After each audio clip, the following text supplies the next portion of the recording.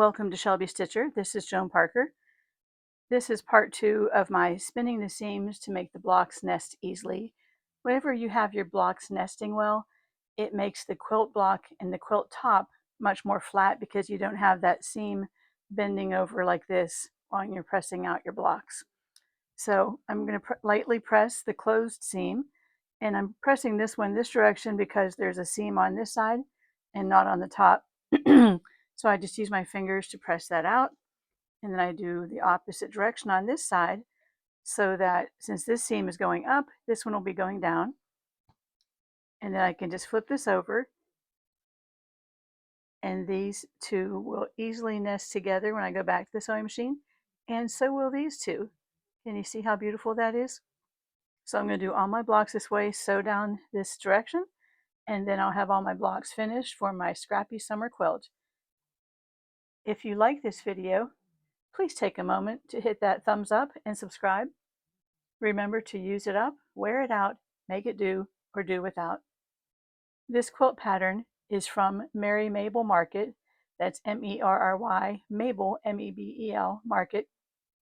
It's called Scrappy Summer and can be made with any consistently sized blocks. Mine are 2 inches, so I have 2 inches of creams for my background and 2 inches of colors for all of my blocks. I showed you in my last video about nesting, how to nest each individual block, how to spin that seam so that these side seams will nest together.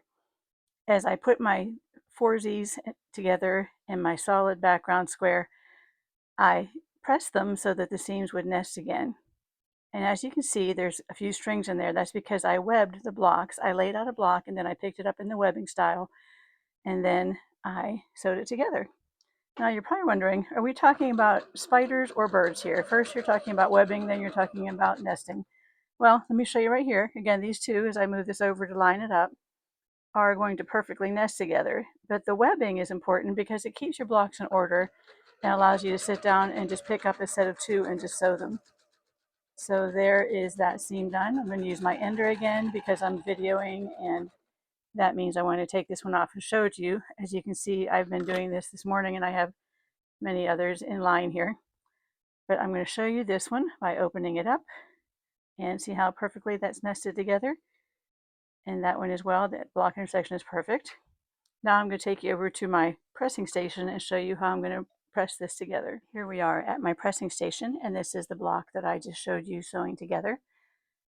You see this little loop of thread here? That's where the blocks were webbed. So I'm going to cut that open, and then I'm going to pull up the thread right above. Well, see, I always see if the other side's easier to see because I do wear bifocals, and there we go. The bifocals make it harder to focus, but you can see that I've got down as close to this horizontal seam as I could and pulled that up. Now when I open this,